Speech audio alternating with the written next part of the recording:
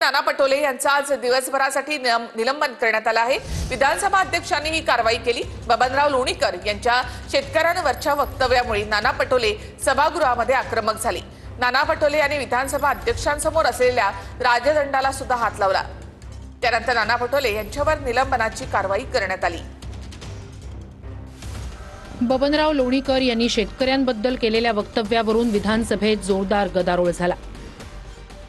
लोणीकरांवर कारवाई करण्याच्या मागणीसाठी नाना पटोले आणि विजय वडेट्टीवार विधानसभा अध्यक्षांच्या आसनासमोर गेले। नाना पटोले यांनी राजदंडालाही हात लावला। त्याआधी पटोले यांनी मोदींबद्दल असंसदीय शब्दाचा वापर केल्याचा आरोप भाजपच्या नेत्यांनी केलाय। सन्माननीय सदस्य लोणीकर आणि राज्याचे कृषी मंत्री ज्या पद्धतीने सातत्याने शेतकऱ्याचा अपमान करतात, शेतकऱ्याचा अपमान करतात अध्यक्ष महाराज, हा अपमान आता राज्यातला शेतकरी अन्नदाता सहन करणारा अध्यक्ष महाराज, या राज्याच्या मुख्यमंत्र्यांनी या राज्याच्या शेतकऱ्यांची जाहीर माफी या सभागृहात मागितली पाहिजे अध्यक्ष महाराज। ज्या पद्धतीने सातत्याने मोदी तुमचा बाप असेल, शेतकऱ्यांचा बाप होऊ शकत नाही अध्यक्ष महाराज, आणि या पद्धतीने ज्या पद्धतीचं वक्तव्य हे अध्यक्ष महाराज अजिबात नाही चालणार अध्यक्ष महाराज। याच्यावर कारवाई झाली पाहिजे। नाना भाऊ, तुमच्याकडनं असंसदीय भाषेचा उपयोग होणं मला काय बरोबर वाटत नाही। हे चुकीचं आहे। नाना पटोले विधानसभा अध्यक्षांच्या आसनासमोर धावून गेल्यानंतर विधानसभेचं कामकाज काही काळासाठी तहकूब करण्यात आलं। नाना भाऊ पटोले या सभागृहाचे माजी अध्यक्ष राहिलेले आहेत। ते अध्यक्ष असताना या सभागृहात राजदंडाला स्पर्श केल्यानंतर काय कारवाई करावी या संदर्भातलं रुलिंग झालेलं। त्यामुळे नाना भाऊ मला तुम्ही पुढची कारवाई करण्यासाठी अजून मजबूर करू नका। आपण जागेवर बसा अथवा सभागृहाचं नियमित कामकाज चालू ठेवण्यासाठी मला पुढची कारवाई करायला लागेल। आपण जागेवर बसा।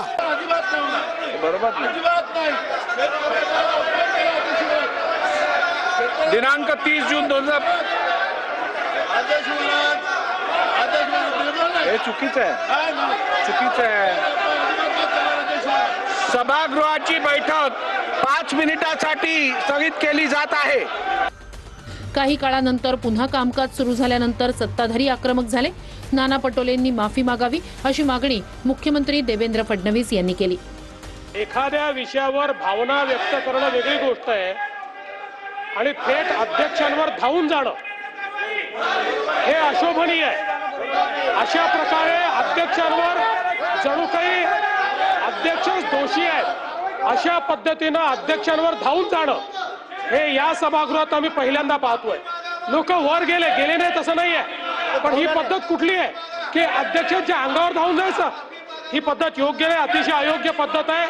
अध्यक्ष महोदय, नाना भाऊ हे स्वतः अध्यक्ष राहिले आहेत। अध्यक्ष राहिलेल्या व्यक्तीने अशा प्रकारे अध्यक्षाच्या अंगावर धावून जाणं हे योग्य नाहीये। नाना भाऊंनी माफी मागितली पाहिजे असं माझं मत आहे।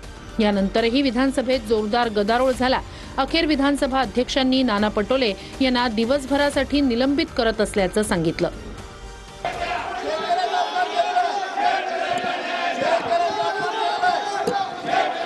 सभागृहाचं कामकाज नियमित चालण्यासाठी मी विधानसभेचा अध्यक्ष म्हणून माझ्या अखत्यारीत नानाभाऊ पटोले यांना दिवसभरासाठी सस्पेंड करत आहे। यांचे आमदार असतील, यांचे कृषी मंत्री असतील, ते शेतकऱ्याला भिकारी समजतात। शेतकऱ्यांच्या बायकोचे कपडे हे घेऊन देतात, चड्डी बन्यानापासून तर चप्पल पासून हे घेऊन देतात। म्हणजे 2014च्या पहिले हा लोणीकर हा उघडच फिरत होता, फक्त 2 बायका होतात त्याला। सरकारच्या विरोधात आम्ही रोज आवाज उचलू, एक दिवस नाही रोज निलंबित केलं तरी आम्ही थांबणार नाही। उद्या पुन्हा आम्ही शेतकऱ्यांचे प्रश्न मांडू जिथपर्यंत लोणीकर आणि राज्याचे कृषी मंत्री यांच्यावर कारवाई होत नाही आणि राज्याच्या मुख्यमंत्र्यांनी शेतकऱ्यांची माफी मागितल्याशिवाय आम्ही लोक आता शांत बसणार नाही।